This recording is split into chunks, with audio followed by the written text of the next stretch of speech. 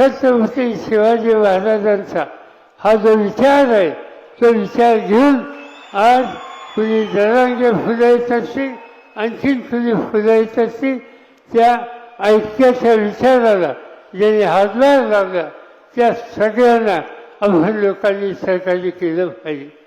त्यांचं धोरण काय हे समजून घेण्याच्यासाठी मी आणि राजेश टोपे एक दिवशी या जिल्ह्यामध्ये आलो.